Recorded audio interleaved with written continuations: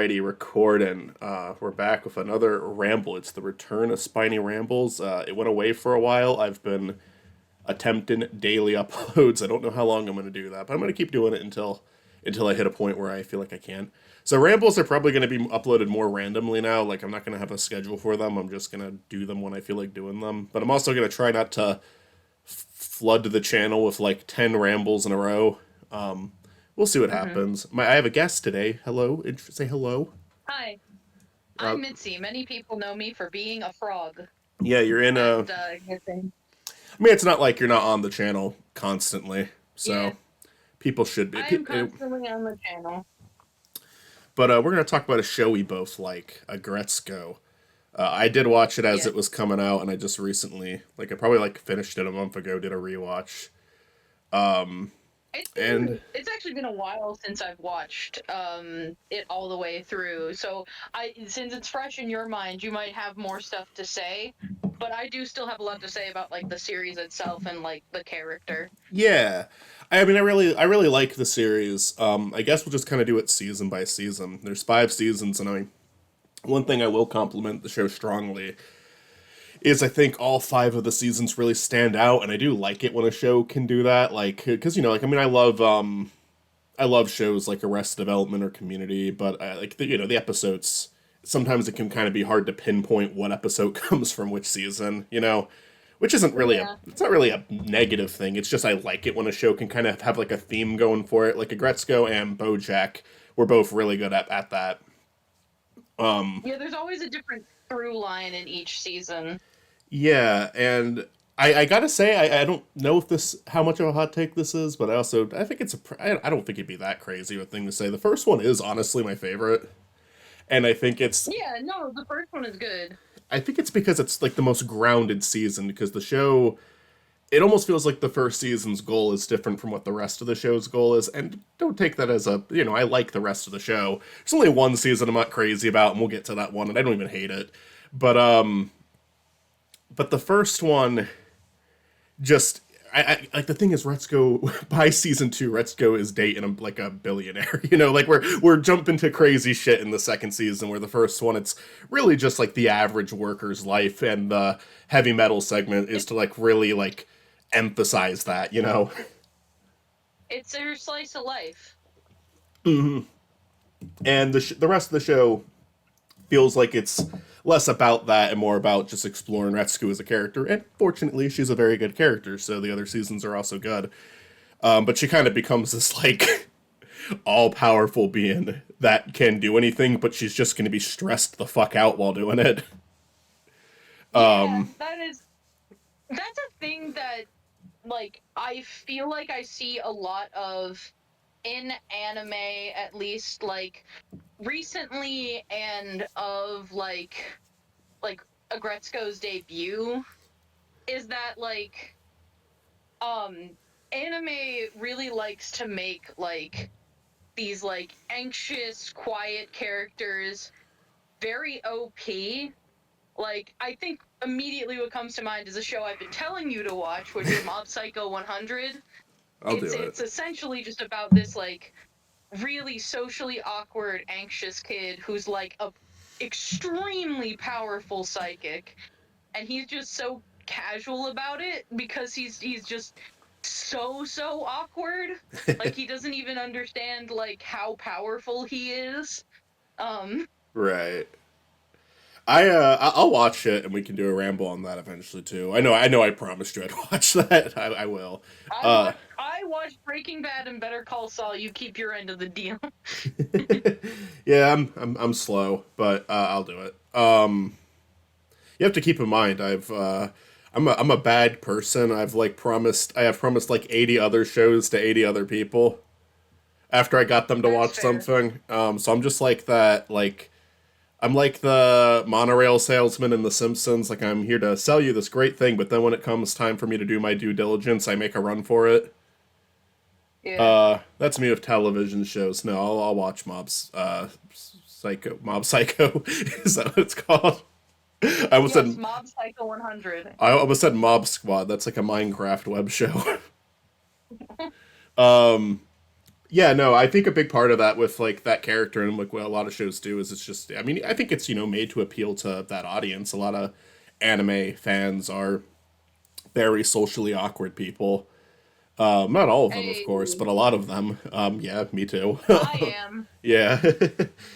And I think that it's kind of fun to see a character who has that same personality traits, has like very familiar behavior, kind of pull off something like that. Like it's meant to inspire, and I think the final season actually does a great job going into that. The final season has her like in a fucking running for office.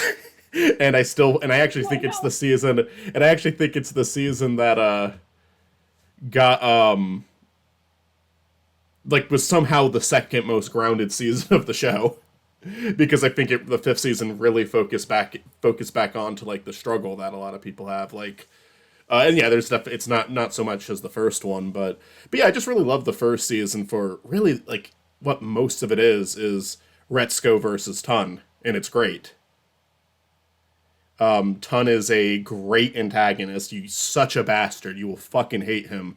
But he is such a great antagonist. He's a very well written character. And we see him grow as the show goes on too. Not fully, like he's always a bit of a dick, but I think it's just that work dynamic that is way too familiar to so many people and to me personally.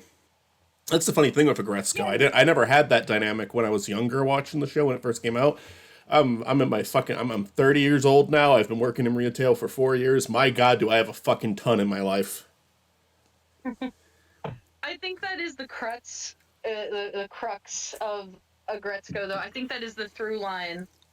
That she is so relatable to her like target demographic, and I think that is like the goal with Sanrio making this character, is that it's like, yeah, she's this cute little red panda, but also she goes through the daily anxieties of the average 30-year. Like this Right, this is her life. Like right. I think so much about like the fucking 9 to 5 grind, and especially that she's like an accountant. My mom is an accountant, and she has been so overworked her entire life. Like people have demanded so much of her. Shout out to accountants. You guys hold the world up. Y'all get overworked and underpaid. Um, and It's also I a see so depressing much of my seven. like I see so much of myself, but I also see so much of my mom in Aggretsuko. Like she is just like, she's so willing to go to bat for everybody in her life, and that's like pointed out as like one of her flaws, is like she's very people pleaser esque. She doesn't want to let anybody down. She doesn't want to disappoint anybody. Like she is so anxious about like just about how, not just about how people perceive her, but like how can she do the best for other people in her life. Well, She puts so much on her shoulders. She puts the whole world on her shoulders, thinking it's her responsibility. And I think that's what makes her not only like relatable, but a character like you just really feel for. yeah, for sure. I think what I find the most relatable about her, honestly, and another thing I love about the first season so much, is just the like desperation to get out of it. Like like a big part. I forgot how early when I was rewatching in my head the whole trying to get married to get out of work thing. I thought was like a season 2 or 3 thing. No, that is season 1. That is the start of the show. That is like one of the first things she tries to pull, and it's like it's kind of silly. Like trying to like it's kind of a silly scene her trying to get into a marriage just so she doesn't have to work anymore and she can be a mom. Yeah. But it's like God, I feel a version of that where it's like I, God, I saw a video like a while back where it was someone who was talking about their experience working at Walmart, and they hated what they were going into every single day so much that they would actually like in their car pray that someone hit them just so they could get out of it for a Yeah. day. And I think a lot of people feel that way. And I hit that level sometimes. I pull myself together, but I mean, I do genuinely despise what I do as a job. That's so much of the world. It's another great thing about the show is it's exploring that, and but it also kind of explores how like the higher up prick that you have is also like working in the same system. We'll get to that in season 4 for ton, but it does a really good job, like really exploring everything they can with it. But yeah, just like that desperation, the fact that she'd be willing to like have this life changing thing happen just I so she mean, doesn't have to go into her job. Like that's the only motive she yeah. has, is she does it's just so she doesn't have to go back in. And that's a weaker side of like, but it's to me it's like it's such a relatable thing though. It's such a, and she, and she moves past it. She doesn't stick to that. But I relate to that. Just like again, like really being desperate to stop. I mean, I think that's something especially a lot of like women are going through, especially now. I think right now, I'm not saying it's like correct or incorrect, like no judgment one way or the other, not good, not bad. It's just something that I see happening a lot where there are so many women who are like romanticizing this idea of like being a woman in the 50s who doesn't have to work and she can just be a Mm-hmm. housewife and take care of the kids and stuff like that, because the job market is so shitty, and like the way people are treated in the workforce is shitty again. Overworked, underpaid, absolutely abused by bosses and managers and CEOs and anybody above the ladder, anybody like higher than the lowest rung of the ladder, just being so abusive. And it's just Mm-hmm. like they're like, surely it must have been better to just be like, like the trad wife or whatever. That whole trend, like I see that happening especially with a lot of women in the world, and it's just like, Right. yeah, I feel regardless, it's like, okay, no, it wasn't better to be like that woman. It wasn't better to be like the abused housewife back in the 50s. It wasn't. But Of like course not. there's that kind of thing. It's like there's gotta be something better than this, right? I guess like a more, yeah, and I guess like another lens to look at it from. Because you mentioned your mom. I'll actually mention my mom. She worked when we were born, but she was like when my brother was born. But like I think around the time I was born, she was like, it was becoming really hard for it to be like a balance of taking care of me and my brother and going to work, especially when my dad was working too. But she ultimately said one of the biggest things is she just missed being around her kids, and like when it became, like she tried for a few years to do work and having kids, but she had just eventually was like, no, I just want to be like full time stay at home mom. And again, it wasn't even because she hated her job. In fact, it sounded like she really liked her job, but she just wanted to, it's a big fucking job to be a parent, and Yeah. she wanted to focus on that. She missed being around her kids too much, the opportunity was there for her to do that, so she did that. And when she got older, she returned to work. So some people do just genuinely, obviously, just they want to be being a mom is a huge job. They want to do that job and they want to excel at it. Yeah.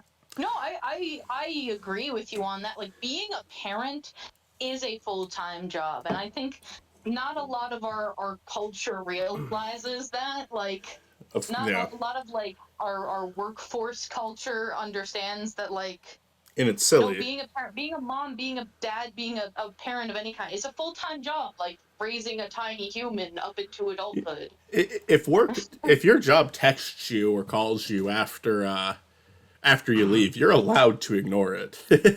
Yeah. Yeah. If Yeah, you have a no. kid, no, if something happens at 2 a.m. in the morning, you're getting up and you're dealing with it.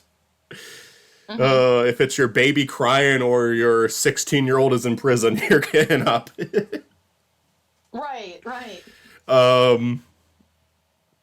Anyway, we should talk about some of the characters because, like, season one, every season introduces new characters, and that's another thing I liked about Aggretsuko is they would introduce new characters and they would stay. Yeah. Like, Should we talk about like the characters that are through every season? Like, should we talk about like Haida, for example? yeah, I think we should kind of do it season by season. But Haida is Haida's actually a character that I feel like my opinions on him shift as the show goes on. I think the show Right. leaves. I think Haida is at his best in the final season. I really like him in the last season. The first three, it's so weird of Haida because for the first three seasons, he almost doesn't feel like a main character. He has a main character role, but Mm-hmm. they so frequently don't focus on him, and I'm fine with that. I'm fine with Haida. By season four, though, it's like he becomes like the second main character, and it's like such a quick jump that it like throws me off.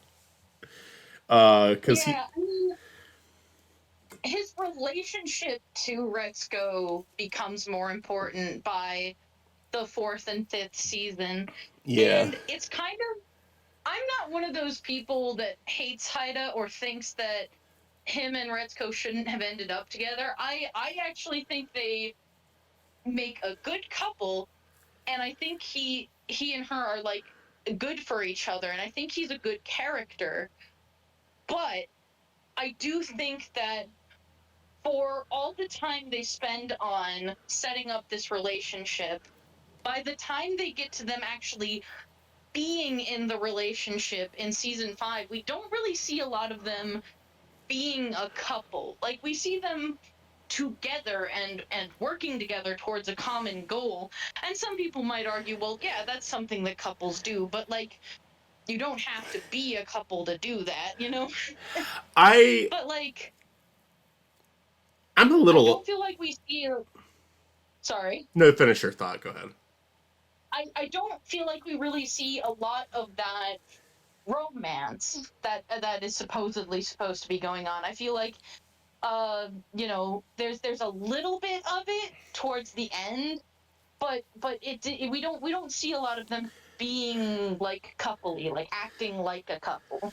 I think that there is like this fantasy version of what a relationship is, and then there's a realistic one. And I do think some people are extremely lovey-dovey, and I do also, but then I also think there's some people who are very casual in a relationship. They're just two people who are good together. Like I don't know. It's hard for me to really say with those two because I think that in season 5 I'm completely fine with how the relationship is written. Season 4 was the one where I was like a little bit frustrated with it because it was like you spend 3 seasons of them hooking up, and then the first half of season 4 is Haida being too afraid to come into Retsuko's room, and I get that can be relatable to a lot of people. It's like social anxiety. There's a lot going on in his head. He also Retsuko just got done being a fucking K-pop star. It's like there's a bit of intimidation there with all of it, but it just kind of felt like the point of season 3 was that he was finally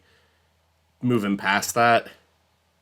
And then in Mm-hmm. season 4, it's like if season 4 made the first episode about that social anxiety, I would give them a pass because I do think it's an understandable thing to explore. They spend the first half of that season doing that. Then they have one episode where the two are on the same page, and then the rest of the second half is about him doing fucking inside trade and shit, and then Yeah, no, forming a fucking it becomes investigation team against him. Like season 4 is the one season I'm not that into. If I'm being honest, I think it is. yeah, There's no, good things, but it's all over the fucking place. because season 4 kind of becomes like a political drama almost. And I'm like, what is this? Like, Haida, what are like, you doing? they portray Haida as like a villain in the 4th season. It's Yeah, weird. no, like, what darkness overcame Haida? Like, what did you do? And it's like, again, it just comes down to the same message that they did in the. Because again, it's like in the first episode, you get the point in the first episode. Haida is insecure. He wants to be a bigger person for Retsuko because he sees Retsuko as this person who's done so much in just a small amount of time, and then he's looking at his own life. And it makes even more sense when season 5 adds the context that he has, a rich fucking family, and he doesn't even like really pay for the place that he stays at. Yeah. So it makes sense that he would be insecure about all of that, but the whole season is that. Like I feel like this is something that could have been done in an episode, and the whole season is just dragging that out. You have those 5 episodes of him not even being able to go into her house, and when he finally is, it's we and things are finally on like a kind of interest. Okay, their relationship is getting started. The second half of season 4 is like, no, he completely forgot what he learned in those first 5 episodes, and now he's going to try to do something that he's definitely like he got caught by his coworkers. Like Yeah. if they didn't do that, he would have been so fucked. He would have been so fucked if they didn't do that. Yeah, no, it was really fucked up. Um, Um, but yeah, I don't. And this is the cool. This is the fine thing about being a ramble. We're obviously going super out of order here and talking about season 4 now. But yeah, like that's how a ramble goes. yeah. One topic leads into another. I guess we could talk about more season 1 characters. But it sounded like you had something to say though, so say it. No, I was just trying to think of a thought. You know, you're just like, Yeah. maybe I can go somewhere with this, and then I was like, nah, we can move on to talking about more characters. I adore Feniko. She's really funny. She kind of stays as like comic relief throughout most of the series, but occasionally has like a really nice moment. I think her friendship with Haida actually is like has better chemistry than the romance between Retsuko and Haida. I really like their friendship. Yeah, that like there's a lot of growth with them. Like, or well, there's not a lot of growth with Feniko as a character. She kind of stays the way she is. Like, and she's perfect. She doesn't need to change. Yeah. She's perfect just the way she is. But I do like how her relationship with Aggretsuko and Haida kind of like evolve. Yeah.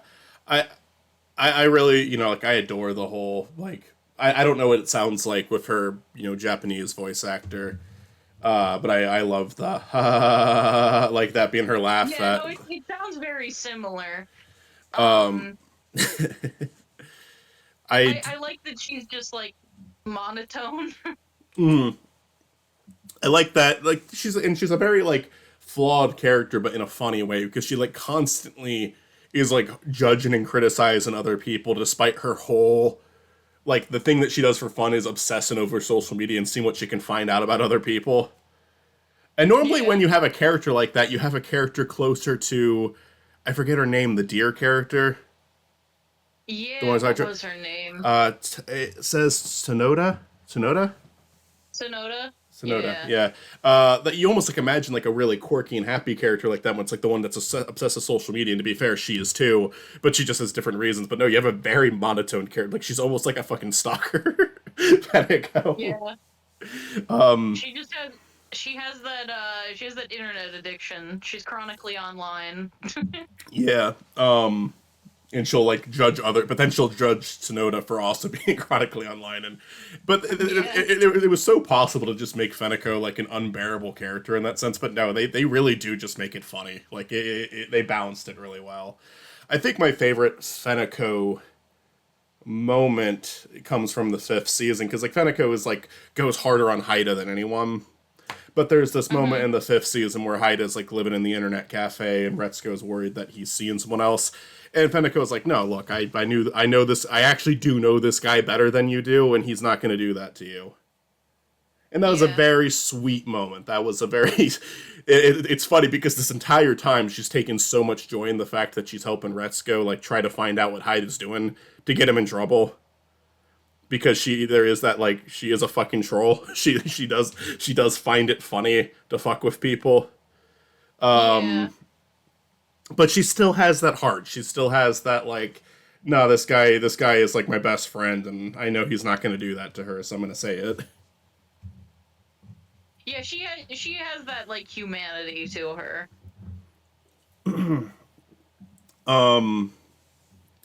Washami and Gori are great. They are Oh Retsuko's yeah, two no, those buddies. I love their friendship with Retsuko. I love that they're like they seem so intimidating. Like Retsuko's like, "Oh, these girls are too cool for me." That But walk they like cycle. have her back. Yeah. The walk cycle. They But they like I appreciate that they have her back throughout the whole fucking thing and it's not just their friendship goes beyond just like, oh, we like hanging out with each other. They are legitimately willing to go to bat for her if she says that there's something wrong. well, Shimi's the one who gets Mr. Ton in trouble in the first season. That's like my favorite Mr. Ton scene, where he's pretending not only to just be nice, but to be like the biggest fucking like joyful boy in the world. Like he's just It's like like make let's it's make. like okay, it's like when Mr. Krabs has that near death experience. Right? He comes back and he's just like giving stuff away. No, they're both really funny. They both have a good dynamic as the show goes on too. And yeah, I do think it's really it's also just like there's something nice about after seeing Retsuko struggle so much in that first season that when she's finally like it's like I think it's a very well written show because it's like the reason she meets them is because of her attempt at getting married to get out of work because she goes to yoga to try to get out of like to try to have a more appealing body basically. Mm-hmm. And that's where she meets those two, and it's kind of like a silly and stupid decision she made is what led into a really good and meaningful friendship that also helped her out a lot because yeah it is like a very sweet friendship, but she also did just become friends with two powerful people. And Yeah. that does help her, and I think it's a very interesting dynamic to have like this like yeah someone who's in why can't I think of it now? What's Retsuko's job? Why can't I think of the word? Well, Retsuko's an accountant. Accountant. Jesus Christ! I was about saying I couldn't think of the word accountant.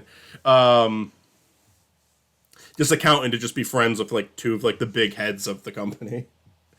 I know. Yeah. I thought that was it was very unique. It was very interesting, and they both have The very. fact that they genuinely love her and think that she is like the coolest person is so sweet to me. Oh yeah, Like they love her. They think that like she's too cool for them. yeah, and yeah. It's just very fun scenes. They're two. I always enjoy the pair ups, whether it be a romance or a friendship, where it's like an opposites attract thing, and Gory and Washami definitely have like solar opposite opinions, but they also are able to get onto the same level when they're having a serious talk, and that's always nice. Mm-hmm. Mr. Ton, he is like the second most important character of the first season, and it's also his most insufferable season. But I think it works. Because exactly every single fucking thing he says in that first season is if you're in the workforce, someone has heard that before. Yeah. I I think find go ahead. I think Tone definitely has the most growth over the series. And it's not like he completely changes either. But I like that he has those little increments of change because like he is able to self-reflect. He is able to be like this is what I this is what I remember the world being like. This is how the world has been for me, and I haven't changed. I haven't adapted. I haven't grown with the rest of the world. And he does try and do better. He kind of reminds me a lot of like he doesn't have the same personality, but it reminds me a lot of like those episodes of like King of the Hill where like Hank is like he's kind of stuck in his like old conservative ways, but he's willing to bend them because he has like core integrity, you know. He's willing to be like he's not like completely rigid in his beliefs. He has integrity. He has like a solid like foundation to stand on, you know. Yeah, I think that like I think they have a really interesting thing with Ton throughout the show. With his in terms of his growth, because the first season he's the villain, but he has that moment of humanity in the finale where he gives Retsuko a pep talk. And Yeah. I really I mean I loved that. That was like that scene like to me really brought to me that scene was basically what the entire first season was leading up to. Mm-hmm. And I loved it. The second season, I like Mr. Ton fine, but I actually like I actually remember like I reviewed it on my old movie Mackle series TV dinners. It was around the time only season 2 was out, and I actually complained that like they just repeated the same thing with Mr. Ton that he gave the season ends with he's a dick to Retsuko the whole season, and the season ends with him giving a pep talk, and I criticized it for just doing the same thing again, but this time it wasn't even focused on him like the first season was. Mm-hmm. However, then the third season came out, and they do a pretty good season 3 focuses even less on Mr. Ton. Mr. Ton is barely in season 3, but they do that thing at the end of the season where he tries to give her a pep talk again. This time she ignores it. And that actually, to me, justified the second season doing it, because now it's like they're building up to something different. For season 1, it's a very heartfelt scene. Season 2, it's more of the same. Season 3, it's he gives the heartfelt, upbeat pep talk again. This time, Retsuko ignores it because it's like, no, I want to do this. I don't want to. I don't want to work for this company anymore. I want to do this instead. And Mr. Tun's like stunned when that happens. He's like, he can't believe it, you know. Yeah. And then the fourth season focuses on him. Mr. Ton is like a main character again for the first time since the first season, and it's really the season that shows like he's a human being. To me, it's the scene that shows he is fucking human more than any other scene in the show ever was. Is when him and his ass kisser, that I forget the name of, were in the karaoke room trying to come up with Who to Fire. And they keep naming people and they keep finding out why, like, no, we don't want to fire them because they're forced to. And then they make it to Retsuko, and they actually have legitimate reasons to fire her.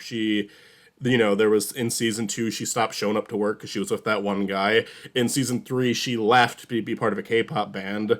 The one thing that the show does say about and I like that they're willing to show this, like, again, they're willing to show that Retsuko is a flawed character. She does actually constantly make mistakes with her work. Like more so, she struggles with that. She has a hard time with that, and I have I fuck up. I get it. I make mistakes at work too. It's hard.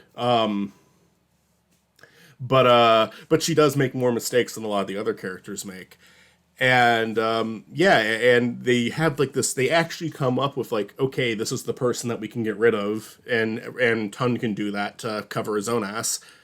And then it cuts to him in the office with the one dog character we never see again from season 4, where he's like, nope, everybody on my team is perfect. I need all of them. He doesn't stab Retsuko in the back. No, he shows that he does care. Yeah. I think the most like humanizing thing about Tone to me, honestly, and I get that it's like a huge joke, but I love that he has kids. Oh yeah, it's great. Kids, and he clearly cares about his kids. Like the joke is that his kids look just like him, and they're just like mini versions of him. And Mr. Tun's wife has a different voice, but his 2 kids, it's just his voice again. Literally on the same voice. But it's like he seems like such a sweet dad. Like he seems he's a shithead at work, but he seems like a good dad. He seems like, yeah, no, and I mean, I think that they actually take that. Is the thing is, it's funny. It is funny, but they do take that places because then in the 4th season, the 2 people there's a scene where Tun's 2 daughters like confront Retsuko in public. It's in public, but it's at night when no one's around, so it's actually the opposite of an in public scene.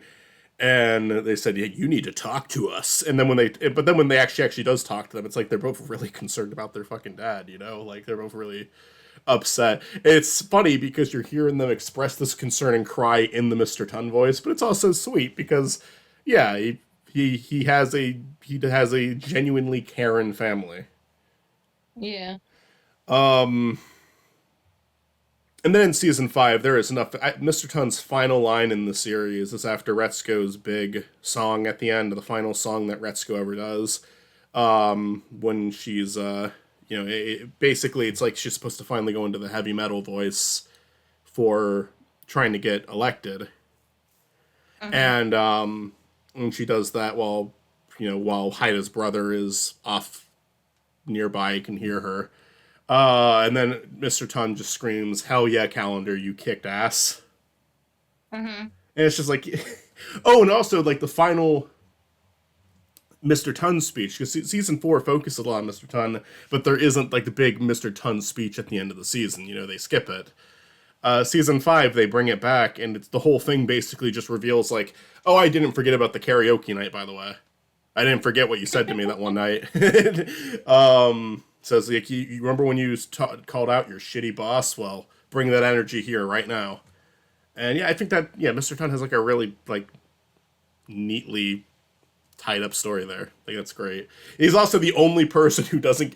When Retsuko sings her final song, she like says something about Haida, Feneko, really everybody who works in that office, Anai, everybody who works in that office, and Mr. Ton is the only one who just fully embraces it. Like he's the only one who doesn't get offended at all. Yeah, he knows what he is. He knows He doesn't exactly care. what he is. He's like celebrating and he's dancing when she sings his part. Yeah. Probably not a character we're gonna talk about through, but I just want to take a moment to shout out the guy, and I don't remember his full name, but shout out to the guy who Retsuko dates in the first season. Space Cadet. And he is, yes, the space cadet. I look, I get it. They're not right for each other. He's not a very attentive boyfriend. Not good for each other. But like, man, I get it. I I've love been that there, guy. man. I love that Like, guy. and it's like same, same, man. Like, just completely just lit, like as his name implies, completely spaced out. Like he has checked out of our reality, and I'm like, yeah, I yeah, I get it, man. I adore that storyline though because I think the thing that really helped it too is his final shot in the season is him going home to his plant saying I'm home. Yeah, And it's like it's someone who has a very simple purpose in life, but it's one that satisfies him. He wants to go home and yeah, take care of his plants. That's it. And most of the world is going to look at that person and say, wow, this guy's really boring. Oh, wow, this guy is a fucking loser. We don't want to hang out with this guy. But guess what? He doesn't want to hang out with you guys either. Like, the only reason he's with Retsuko as long as he is because he has friends. He does have a friend who's a bit of a douche, but does seem to care about him, who wants yeah, him to have something to have. It's Roger Craig Smith. It's Sonic the Hedgehog, who wants who wants a good thing for him, and he's just confused. He doesn't know why he needs to be in a relationship. He doesn't know why he needs to go on this date. But he's being told, no, it's what you yeah. need to do. It's going to make you happy. Okay, I'll do it. I think there is that like. I think there is that like well-intentioned friend that like wants to push you into dating, and it's just Oh, like, yeah. no, I'm not. This is not something that I'm interested in doing right now. Or like, maybe for some people it's like they're just not interested in dating in general. But I feel like there's always that person that's like, oh, so are you seeing somebody? When are you gonna go on a date? That kind of person. Yeah. Um, no, for sure. And I think that was a really good story arc to end on, especially when there was like this whole romance thing in the first half of the season that was coming from a place of her wanting to get out of work. So, but now we're actually like she actually falls for someone, but she falls Yeah. for someone for like for her interpretation of the person, not actually who the person is. Right. And I think that's a good way of showing that it's like neither person has to be bad for the relationship to be bad, right? Yeah, Like, yeah. and I think they show that with the other guy that they we'll get to him. We'll get to him. But like there is a way of showing that like, yeah, this isn't like gonna be good for a relationship, but that doesn't mean we have to like say that they're a bad person either. It doesn't have to be like, oh, this relationship's bad because they're bad, Oh yeah. that kind of thing. I have to actually look up who the other character's name is. Oh, yeah. Now I remember. Yeah, I think that it's and again, it's another part that goes into the first season being so grounded, which is why I appreciate it so much because it's just such a real way to do that. It's like not, yeah, it's not a relationship built on not that like, okay, I shouldn't say it that way because obviously relationships that where there is someone who's a problem in the relationship that is real, that's also very real, Yeah. but it's just an interesting angle to explore. It's just it's It's better interesting than to just like I think it's not better than, but I do think that like a lot of um TV shows and movies and stuff, when they want to break up a romance, one of them has to be like a bad person. They have to be the right. evil one. And it's just like sometimes relationships just don't work out. Like Yeah, and I think that the thing with this season that I like so much is like so many of the characters, like even characters that are nice, like with Shami and Gory, when they see a picture of the space cadet when Retsuko's gushing about him, they're like, "What the?" They're like, "What is he seeing? This guy? This guy looks like he has no personality whatsoever." And it seems kind of mean, but it is how most of the world is going to react to someone like him because he doesn't have much Yeah. of a personality. But the bottom line is he is happy. I really like Yeah. how He's like very internal. his reaction to the death metal song when Retsuko shows him the death voice is he claps and says, "You're a good singer. How about you play another Yeah. song?" And the problem isn't that because again he's nice in that scene. He doesn't. The Retsuko he'd almost be better off in Retsuko's eyes if he had a negative reaction to it because what he gave was no reaction. Like it's clear no matter at that point, it's clear no matter what she sang and what she did there, he would act like he was okay with it Yeah. because he's unfazed by it. Also, He's completely unfazed by it. some people are just like very internal. Like a lot of people do not like express, they don't outwardly emote, but they still feel a lot like inside. Like a If lot of people are just like straight faced, they don't say much, they don't do much, they're just not outwardly expression. But it doesn't mean they don't feel anything. if I did not meet you guys back in the stupid Mario Brothers days and realize there are people who have the same interests as me, I'd be the space cadet. Because whenever I'm at work and I'm like, yeah, it's an episode where we can bring up work a lot. I don't connect to anyone, so I often it's like I'm back in high school again. I'm not saying anything. I don't talk, and some people do take offense to that. Like some people do like make a passive aggressive comment sometime about me, like, "Oh, he never talks to me. He never says anything to me." It's like I don't have I, anything to say. I don't relate. I'm sorry. Like, what do you want me to say to you? I don't. I think conversation means something. I'm sorry I don't bullshit it. If I talk to you, it's because I actually want to talk to you. And that doesn't mean you're bad because I don't want to talk to you. You don't. Why the fuck do you give a shit what I think? You know, like I'm not. Yeah. I But think, can I tell you a little something about me with my coworkers? mm-hmm. Um, one time when I was hanging out, not really hanging out with my coworker outside, we just happened to be like outside on the same bench. Um, we were just kind of sitting, and they were like, why don't you talk all that much? And I was like, I only talk when I think people want to hear what I have to say. And she was like, that's really sad. I don't. I'm like, I'm Why so is that? sorry. Why is that sad though? I don't know. I don't get people. That's why I I don't don't know. talk I'm to like, them. I only talk when I think people want to hear what I have to say. And so, like, that's why I don't talk much. But here's the thing: you talk. I mean, I obviously been friends for a long time. But me and you talk a lot, but I don't think it took much for either of us to be interested in what we were had to say. So I think there's a reason for that. I at work I people are talking about shit I don't care about. I'm sorry. Like people Right. are the only conversations that feel like there's any passion in them at all is conversations about sports. And to be fair, I think that's great. I think sports is like the one thing that's like socially acceptable to gush over at any place in any location, you know? Yeah. And I think that's great. I think it's great that they have that. I don't watch sports. I don't look down at sports. I like college basketball. That's fun to watch. But I only say college basketball because that's just what my family watches. I don't know why we don't watch professional, but I don't care. I'm not looking for answers. Yeah. I'm just if I sit down, basketball's fast paced. Basketball's fun to watch because it's fast paced. Football, they stop every 5 seconds. Baseball's slow as fuck. I don't see much of a difference between watching those two and bowling.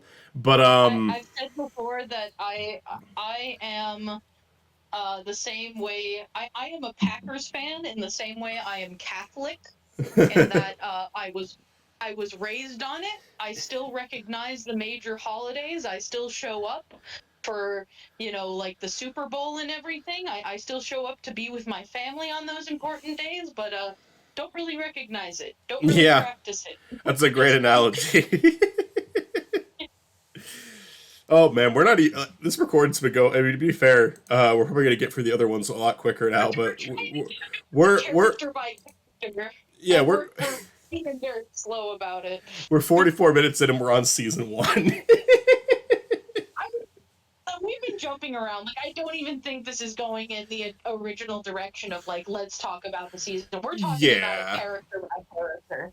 And I think we basically. have room for a few more. We're not going to go by all of them, but we'll do a whistle stop tour of some of the more important ones. Well, we can move on to season 2 now. I mean, the only other one that I would say is worth mentioning is Tsunade, who we did mention before. She's just the deer who is really like she's an ass kisser. I like the scene in season 1 where she admits to Retsuko she knows she's an ass kisser, and actually gives Yeah. Retsuko advice like on why, like they explore her philosophy as a character. You don't have to agree with it, but they put it on the floor, and that's what I like about season 1 so much is you do have all these different character philosophies. Like they could have just made her this really obnoxious character that everybody hates, but no, they have her explain, oh, well, what I do like makes Mr. Ton calm the fuck down a little bit for a few hours, so you can hate me all you want. I made your life easier, bitch. Mm-hmm. I I do. think the only other character that I would personally give a spotlight to from season 1 and on is Kabe. Shout out to Kabe. Is She he? is Oh, the Kabe. goat. She's the one Hippo. who's like the blabbermouth, I love who's like her. Okay, she's so sweet. Like she's annoying, but she's so sweet. I love her, but Say it took that, me. girl. It took me until season 2 to love her.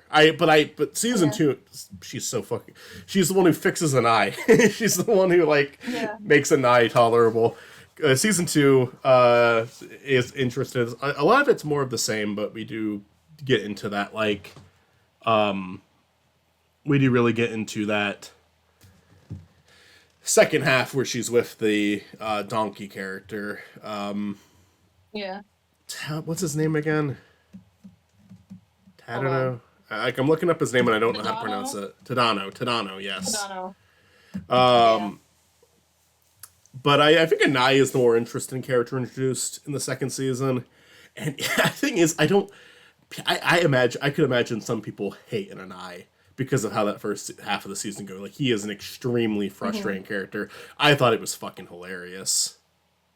Oh yeah, no, I mean, I found him very frustrating, but only because like I don't know. I think there is sometimes I'll watch shows and their portrayal of a character makes me more frustrated than the character itself.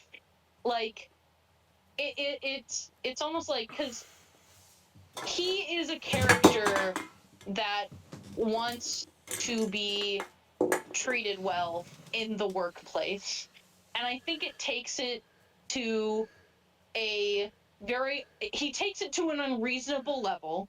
He definitely goes over the top, but I can think of many times where people, especially new people in a workplace, are treated unfairly and are warranted of like being reported Uh, and like being told off, and it's like sometimes it makes me a little frustrated. It's like, okay, you're portraying something that's like very real in a like a cartoonishly evil way. Like, and I'm like, that frustrates me a little bit. But I do like how he is, like, again, despite these characters being animals, is humanized yeah. by the end of it. But that kind of frustrates me, is like, okay, no, there are some times where like you do need to be this guy.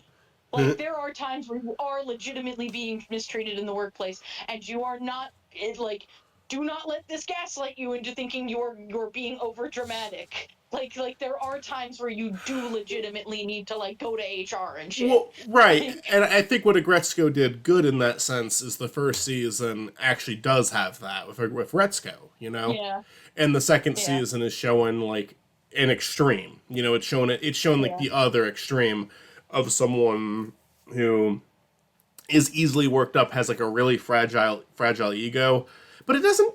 Ultimately, all it really takes is someone getting onto his level and talking to him that fixes it. It's Kabe, like you said. She comes in and she manages to do it, and literally no one else was able to do because everybody else was approaching it from a.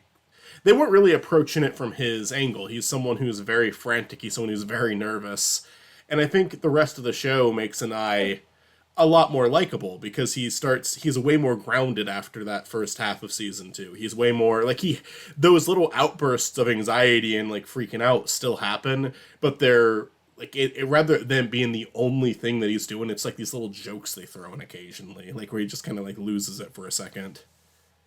Well, yeah, and I mean, like, that's another thing I love about Kaveh is that, like, she's gentle with it. Mm-hmm. Like, she's, she doesn't, like, judge him. Yeah, She's legit. She's the fucking goat. he acts like that because he is already so sure that he's fucking this job up that when someone politely corrects him, he sees it as way bigger of an insult than it actually is. And I fuck, I've been like that before. I hate that. I hate to. It's humiliating to admit that. I've definitely had a moment where I've reacted to something in an extreme way. Um, and then I take 5 seconds to look back at it, and I'm like, that was too much. Like this was not meant as a bad thing, and I took it that way, you know. Yeah. Yeah. And yeah, and I feel like an idiot afterwards. But so I do relate to the character in that sense. I don't think I've ever gone as hard as an I has, Yeah. but I think it's an exaggeration for this point of communicating the point. You know, it's Right. supposed to be over the top. It's supposed to be silly. It's also supposed to be funny. And I thought it was funny, but I could imagine a lot of people just like being annoyed during that first half. Mm-hmm. Um, I do want to talk about Dodano a little bit. yeah, he's the second half character. He's the next guy that Aggretsuko dates. He's the next Aggretsuko love interest. I feel like he would have And he been written. becomes very important. I feel like he would have been written so differently if the show came out a decade later. Right. Because he's like this AI bro, and the show mainly makes him polite and likable, but he's like this AI bro, and he would be written so differently in the year 2025 than the year 2015. Right.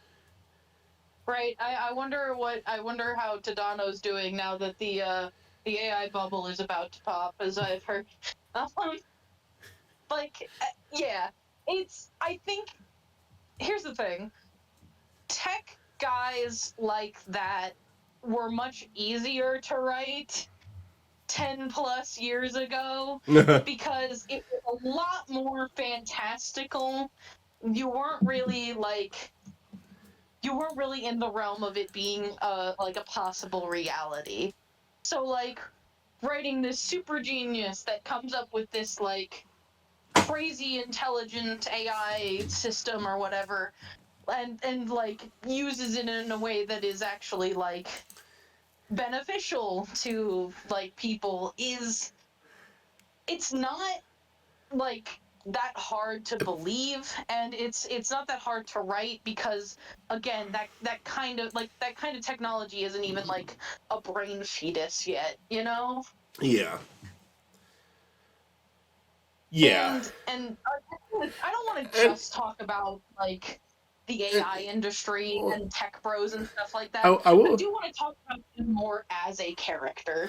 Sorry. and I do want to do that too, but I will say one thing about Tadano. At least when he talks about AI in that season, his mindset isn't the. It is more so like replaced in the. What he wants to do is to replace like the horrible, boring shit that no one wants to do. And there's still a flaw to that plan. There's still a major flaw to that plan. He's only thinking about this. He's not thinking about the world as a whole with this idea. It's not real. It's not out of maliciousness. It's just out of he's not really thinking about how the world works because he doesn't do that. He's a very like he's kind of a lazy character despite everything. Yeah, he's smart but lazy.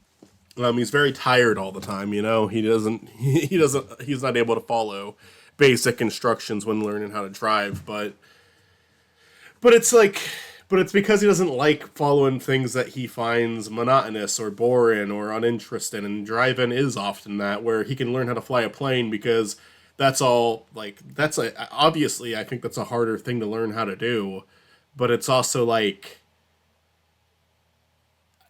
it's the stakes are different. You know, it's not like driving on the highway. I feel like learning how to do that Right. would be more interesting than learning to drive a car.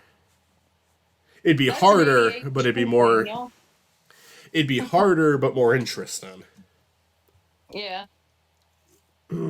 That's an ADHD thing, y'all. I don't ADHD. know if y'all knew that. Yeah. Just like it's easier to focus on a task that is more difficult, um, despite it being more difficult because it is more interesting. Like yeah, I'll do this extremely complicated hard task because it's interesting, but a simple task like folding the laundry, God fucking forget about it. Um, um, but no, like I feel like yeah, that is him more as a character. He's laid back and he is. I think he has a hard time like connecting with people in general. Like he is more into his work. He is deeply into his work. And he's polite enough, like he's nice enough to other people. But I think like he's very disconnected from the rest of the world. Oh, for sure. And I think that the remainder of the series, where he just kind of comes in for little bits at a time after the second season, almost helps him understand the world a little better. I think that's communicated between Yeah. the friendship he makes with Haida. I think that's communicated with him watching Retsuko's, like, the final day of the election. He's up there with Retsuko's two friends in his tower, just kind of like watching over them. Like, the way he talks about the world and other people does show, he never goes like fully corrupt or anything, but he does, he is looking at the world from a very different place. Literally from a high tower, he's looking down at the world. Yeah. Um, He's got that rich guy disconnect. and I think it would have been really easy to make him this extremely unlikable character, but like Space Cadet, they try to go a little further than that. They try to explore it better, and Tadano's not my favorite. I think he's kind of bland in the grand scheme of things of Yeah. all the other characters, but I can at least respect the approach they made to make it a little different from other projects. Because I've seen a lot And of like characters like Tadano. the main reason it doesn't work out between him and Retsuko is because like he doesn't want to get married. He doesn't see the point.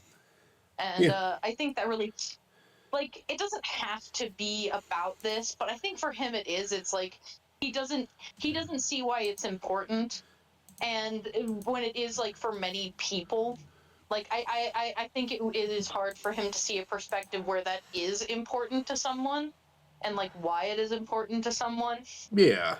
Um, I don't think it's but uh yeah, I don't think it's a necessity personally. I think people can be together without getting married, but at the same time if one person wants it and the other person doesn't, that's not really something you can just shrug off. right. That That, that is a big difference. That is um like a life goal. That's part of like a life plan. It's one of the things where it's like I honestly, people shun this. People try to avoid this, but I genuinely think that you should talk about marriage and kids on the first date. Not necessarily that it's like, okay, we're gonna immediately get married tomorrow and raise kids. Like you should lay it out on the table if that is something you want in the future. mhm. Because it's like if you don't, then it's just gonna be like a huge like uphill battle later on to find Mhm. out one of you wants something and the other doesn't, because that's like a huge decision for the future. It's like deciding to go to college or not, you know. I get what you mean. Yeah, I could see how it'd be like, oh, you're like 10 dates in and you're really happy, and then it's like that gets brought up, and now it's like, okay, well, leaving this is gonna fucking hurt really badly now, Yeah, but also compromising to stay with it is also gonna hurt. yeah. I get what you mean. I do. That makes sense. Um, um and they continue to explore that very well. I do think it's like again, like it's when the show becomes less grounded because it's like putting Retsuko in these more fantasy situations. But I think the way she deals with it and the way she reacts to it is what still makes the show work. Because I do think that mhm. after that first season, it's like there really isn't much more to do with the initial concept. I think they handled it very well. So it's either Yeah. go further and weirder with it, or make it a one season series. And they decided to go weirder with it, make it less grounded. But like I said, the show stays pretty good. The show stays pretty. The third season's your favorite, right? Yeah, no, I love the part where she joins the band. That's like I think that is so great for her. Honestly, I thought her journey was gonna end there. And now that like we've seen so much more past it, I understand why it didn't. But like I thought it was gonna end with her being an idol because like I see that for her, right? Like It makes she sense. starts off as this like she's this quiet, like, very people pleasy office worker who's like so anxious and like so in her shell. And then she just rocks it and she comes out and she's in her element. And it's like the show consistently shows her that like, her voice and her love of metal and her death voice is like so deeply part of her. I was like, this is how the show's gonna wrap up. She's a famous pop star now, or rock star, pop rock. She's she's killing it out there. She's the fourth member of Baby Metal. Like, um, yeah, that's where I thought it was gonna end, and I'm surprised it didn't. But like seeing how much more she grew in the series, I'm like, I kind of get it why they didn't just want it to end there. Yeah, yeah. Also, I love the other idol character she connects with. But What's we the can talk rabbit's about that in name? a second. What's her name actually? I think she's actually a chinchilla. Hold Yeah, on. she is. I forget her name. At this point, I actually am drawn. That's why I should have recorded this like a day after finishing the show because I would have remembered all the names. I forget so many of Oh, the newer characters. Monica. Her name's Monica. Monica.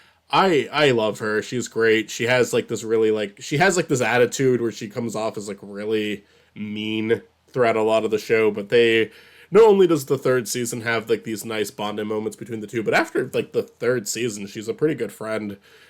She brings a bunch of I love the fucking three fanboys that become these big massive bodyguards. Yeah, no, that's awesome. And then she brings them over to Aggretsuko's house because she's afraid someone's stalking him, and it's that politician guy who just wants Yeah. her to work with him. Yeah. Which that character's fun too. He stands out. He's kind of like the season five. There's two like season five characters too, and he's like the second half of the season because like each show almost has like a first half of the season character and second half of the season character.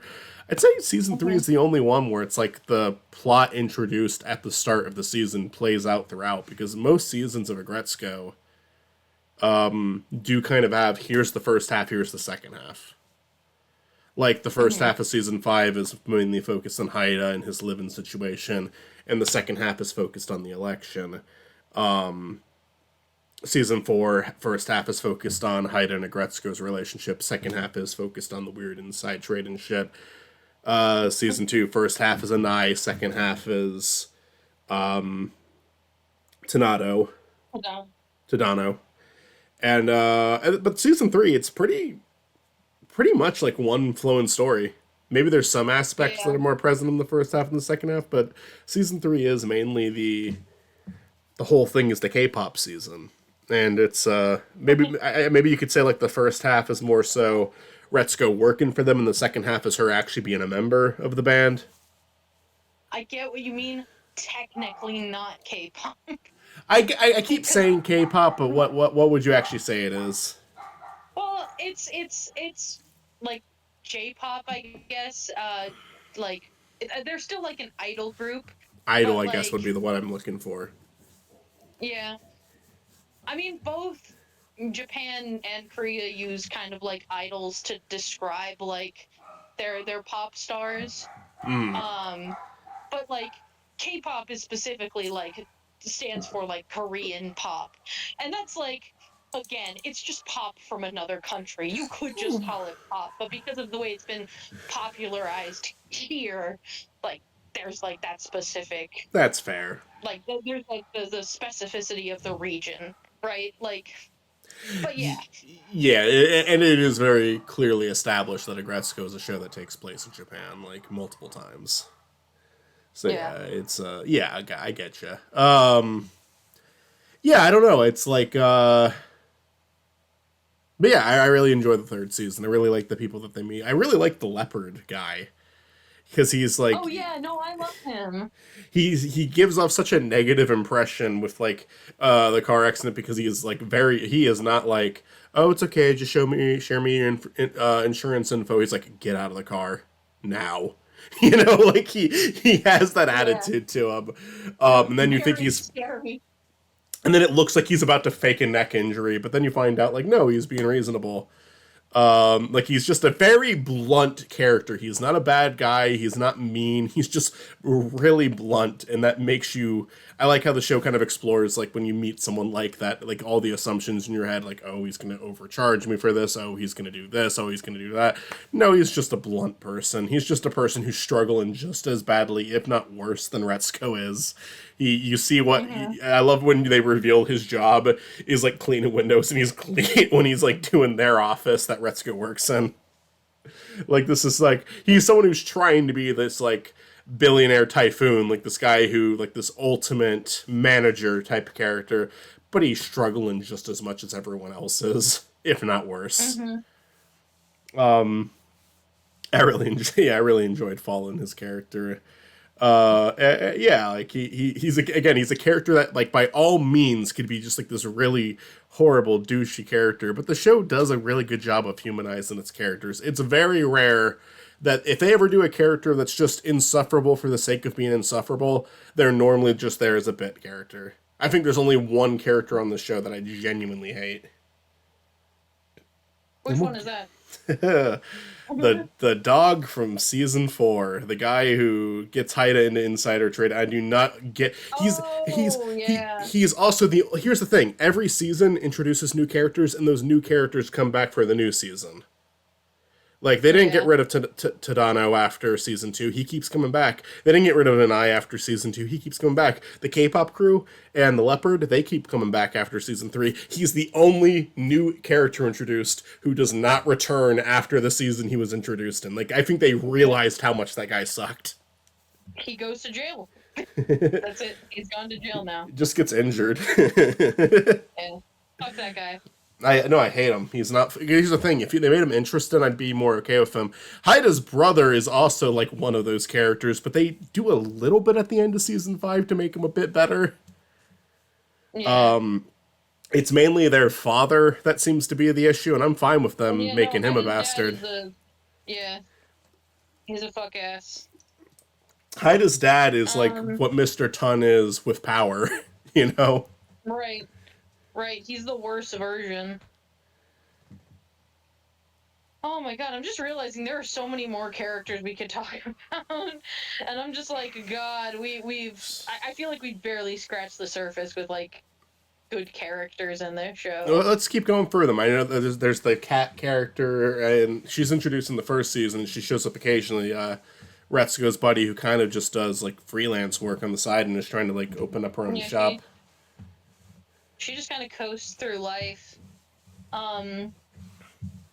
I do think it's interesting. Like she has an appreciation for what Retsuko does, but I think like I think she is incredibly like privileged to be able to do what she does. Oh yeah, Like she's very much in a position where she is privileged to be able to do these things, to like not need a steady job and to just be able to coast through life this way and that way doing what she wants. she. The thing that I love about the show though is it's nuanced because she actually admits that in an episode. As someone who's recently rewatched it, she does have a scene where she says, "You know, the only reason I think." To be fair, the only reason I'm able to go through my life like this is because of people like you. Yeah, no, and I think she does recognize that, and she does appreciate that. But I like I don't know. It's just like I feel like she could have done more with that. Like, not saying I Mm-hmm. don't like the character, but I just think like she could have. I think she could have done more to like help out. You know? Sure. Yeah, because especially since Retsuko is like willing to drop everything to be part of her thing. Yeah. I guess that's the balance. That's the balance in act. But to include more into that nuance, there is a scene where she's like trying to run this business. I might be in the second season that she's doing that because they really don't focus on her in the later half of the show that much. She's more so a first few seasons character.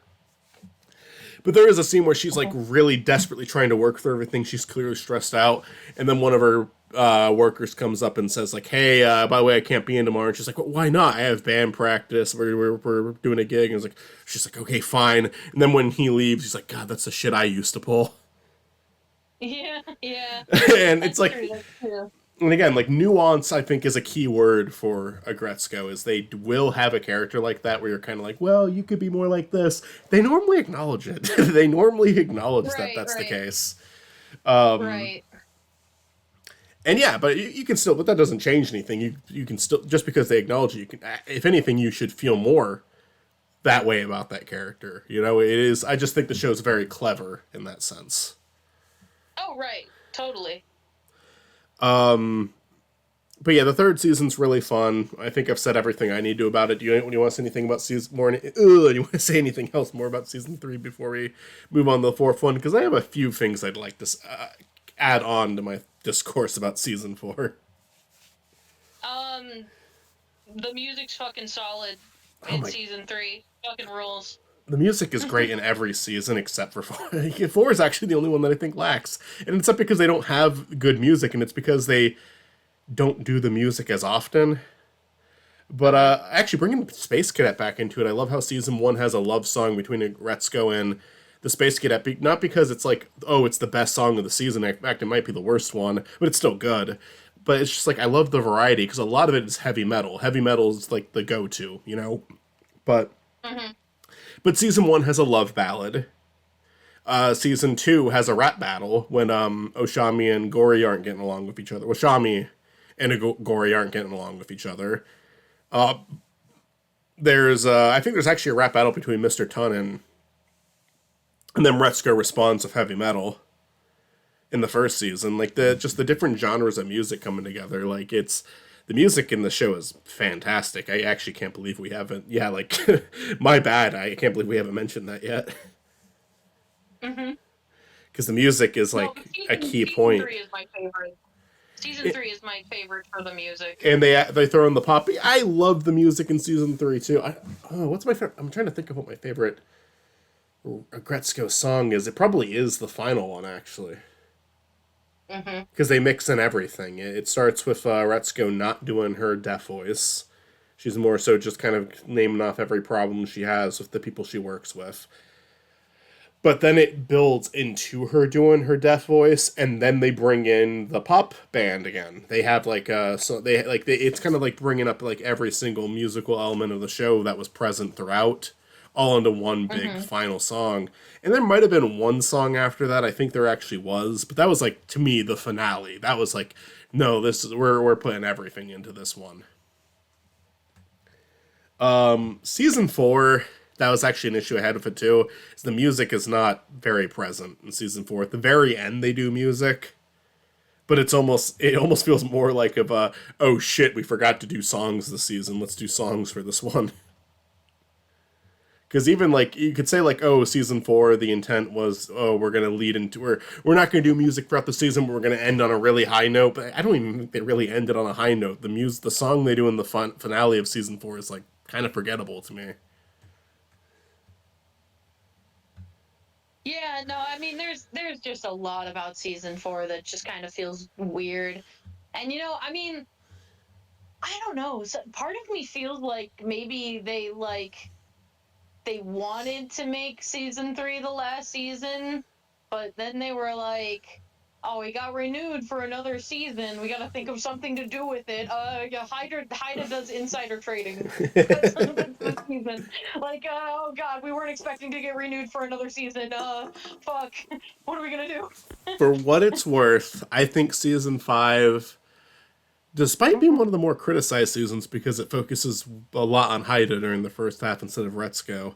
I think the fifth and final season does a really good job wrapping the show up because I think the whole Mhm. political side of it actually is kind of there to like focus on. It really brings it back to the workplace and how a lot of people are dealing with it because we're not focused on the office anymore. We're focused on people who are living the first half. We're focused on people who are living in a web cafe who can't afford like not only can they not afford a home, they can't afford a fucking apartment, and they're just staying at this like web Mhm. cafe with like horrible sleeping arrangements and then they're going to a job that's like killing their fucking backs. Like Haida's working at the construction place with the one guy who eventually can't even afford to stay at the web cafe anymore because he has an injury and he's just fucked at that point. Mhm.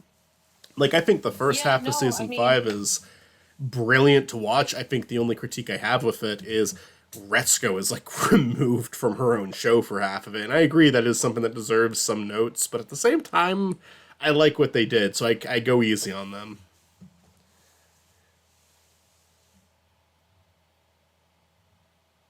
I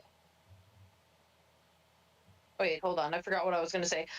I think that Aggretsuko as a show and Retsuko as a character, I think this is kind of the natural conclusion for her and the natural conclusion for the show because like like we mentioned in the beginning, she has become such a meta contextually, she has become such a symbol of people who are just fucking frustrated with their jobs and are fucking frustrated living in this economy and working their jobs and just trying to fucking get through capitalism, man. Yeah. Like Yeah. yeah, she started off as this cute little office worker character who's just yeah, she's frustrated with the job, and so many people resonated with that, and so many people just were yeah, that's me. I've been there. I feel that so much that I think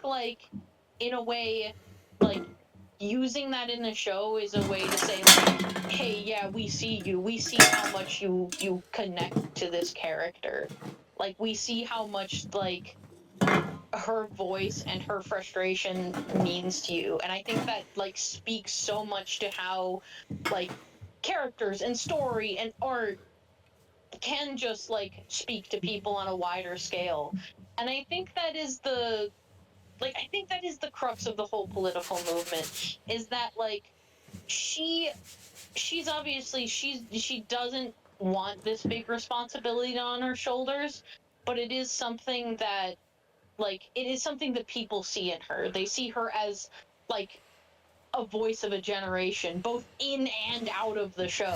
I think it's a meta commentary of Oh, hey, we see you. We see how much of yourself you see in her, right? absolutely. Absolutely. And I think the meta comment is interesting too because I think there's a meta and non meta way to look at the response because I think the way that they kind of incorporate the meta response really well is her being an influencer. She's known as the person who's in that K-pop group. She has her own YouTube channel in the final. It's either the fourth season. No, it's the fourth season they introduced the YouTube channel, where she's really successful. And yeah, I mean, it is like she is legitimately an influencer. That's kind of the meta side of it, where it's like, no, there are people in the show reacting to Retsuko are kind of like us reacting to Retsuko because we know Retsuko through what we've seen of her life in these brief moments that the Mm-hmm. show has shown us, and they know Retsuko in moments of her life that she's shown in her brief moments through videos. And Yeah. her K-pop group, or I'm sorry, I called it K-pop again. Her pop group. It is like this weird thing triggering in my head where it's like I gotta call it that, even though it's not that. I mean, you Uh, call it J-pop, I guess, if you want, because it's J-pop, from Japan. But again, J. that's what I'm saying. The only difference is the region. Well, You can say either we have or pop whatever. It here. doesn't necessarily matter. Pop is probably the most simple way to put it. It's weird though Right. because in America we don't call it like a pop, we just call it pop. Yeah. No, right. But I don't know, you could also call it her girl group, her band, Her whatever. band, it might be the best way to go about it. Actually, it's the normal way to go about it. Um, Right. but bottom line is like there's that meta sense, but there's also that like in universe sense with the characters that have known her all this time. Support, like the fact that Mr. Ton is there to support her says so much. Mm-hmm. It says so much because, especially because in the fourth season with him, that again, season 4, I have a lot of issues with it. The one thing I don't have an issue with it though is Mr. Tun's portrayal. The fact that he's literally working for Aggretsuko at the end, and they have these obnoxious joke parts that are supposed to be funny, where he's getting easily offended by anything she says and getting worked up, even though it's like only it's like 1% of the doucheness that he gave to her. Mm-hmm. And Yeah. and he's like, "Oh, this isn't a good way to treat your employees." And it's like, dude, you were like you were like 11 times worse than this. Right.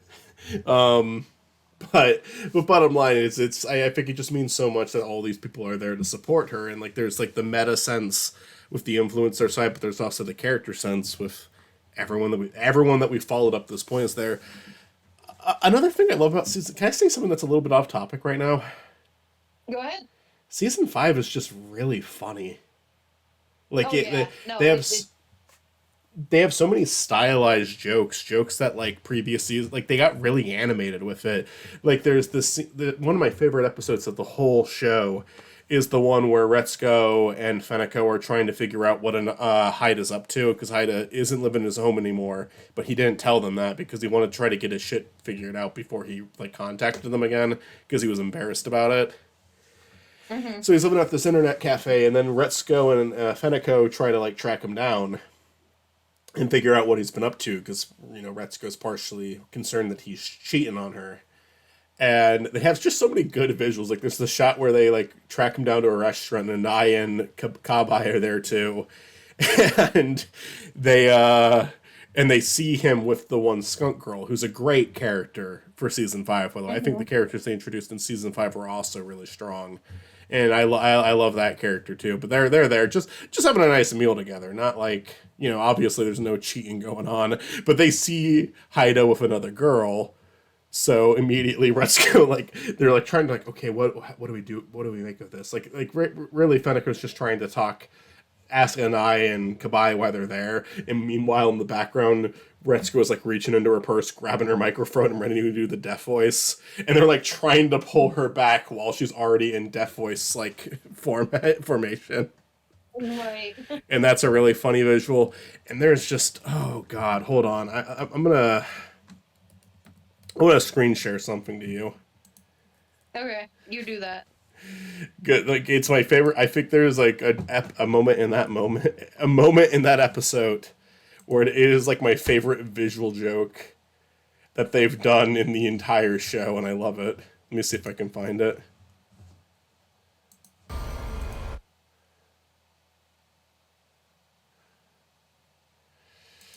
All right, hold on. And I don't know. I guess anyone watching this right now, I'm not going to edit this episode too much, so I apologize for this. Go to Netflix, season 5, episode 3, and the time code. The time code is 8:48. I share my screen, Mitzi. Yes. All right, 8:48 in episode 3 of season 5. 3, 2, 1, play. And if you don't do that, then you're just watching a reaction. It's fine. But the visuals in the scene crack me the fuck up.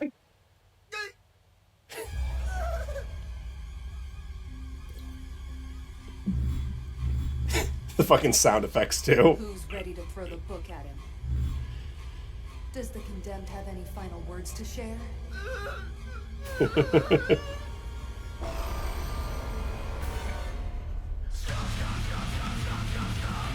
And they had like the deaf voice for like all of them this time. Yeah, Nine Kabe. And that's it. I just wanted to show that. She's just sitting outside texting. Yeah. Yeah, that's all I wanted to show. I really like. Yeah. I really again, they went really hard with that final season. They could have just like passed it up. It's our final season. Let's just wrap things up. No, they went harder on the visual gags than they ever have before. Like visually, the final season is the funniest season. Yeah. But yeah, honest to God, there's I have a lot more I could say about the show too, and I feel like maybe one day we just do a follow up to this episode. We'll see how we feel, but One day we'll talk about more. I feel bad because like Cass has been out for so long. I feel like we've just been talking, and then Cass is just like sitting waiting for her turn to come in, and we're just like, but yeah, but at the same time, it's also like I knew I was gonna have a lot to say about the show. It's great. yeah. It's a great show. They did a great job. I had a really good time watching it, and yeah, no, I really love this episode. I really love this show. I really love uh, all 5 seasons. The fourth one is a little weak, but it has moments that justify it existing. And I think it ended before it like. I think it ended when it needed to too. I feel the same way about BoJack. Just great shows. I was sad to see them go, but I'm also happy to see them not turn into a lot of shows I do love that have gone on too long. Because BoJack and Aggretsuko exist in the same universe in my there mind. there is a character in Aggretsuko that looks like BoJack. He's a background character. I'll send you a picture. I'm convinced it was intentional, but I don't know for sure. Yeah, it might have just been a horse. But he has like the same mark in the same place BoJack does, and he wears like a gray coat and blue undershirt. Like it's pretty close to Yeah, BoJack. it might just be him. It might just been a shout out to BoJack. It's the other Netflix furry show. So I mean, and now we have Beastars, but Yeah. Have you watched Beastars? first 3 episodes really liked it. I need to start over because it's been like a year now. There's a lot with Beastars I could talk about because it's like there's so much. Like for better or for worse, there is like so much to talk about with Beastars. I'll say this much about Beastars. I think BoJack and Aggretsuko have amazing intros. Beastars is my favorite. The season 1 intro for Beastars, at least, is my favorite one of the 3. Oh yeah, no, it's really creative. It's so good. It's so fucking good. I like Beastars a lot. I'll probably end up watching the whole thing. I think I need to start over because it's been a year since I watched the first 3 episodes. I really liked them. I just stopped. You know, it's like I said, there's too much shit to watch. I'm only now watching season 4 of The Boys, and I was like someone who watched each season as they came out, and then the 4th season came out, and for like a whole year I ignored it. Like TV, catching up with everything is hard. There's some movies I really Right. want to see. I want to see one battle after the other really badly. Anyway, I think this is a good wrap up. Anything else you want to say about the show before we end it? That is honestly all. Like I feel like I feel like I'm at the point where I have exhausted everything I have to say right now. Maybe I Yeah, can pick it up later, but I'm just like I have exhausted everything in my tank right now. great show, great ending. One. I don't even want to call it bad, but one. Underwhelming season. Yeah, I think it's like it's so much more. It's like the way it was written was weird. The character decisions were weird, but some of them were good. And then it's also like the music. They gave up on the music in that season. It does definitely read to me like they weren't expecting to get renewed for a season 4, and then all of a sudden it was like, what? We're renewed? Oh, okay. God, we gotta think of a plot for this one. Oh no. It's messy, but but the 5th season was Yeah. really good to make up for it. Yeah. All right, cool. Peace out. Thank you, Mitzi. Have a lovely day.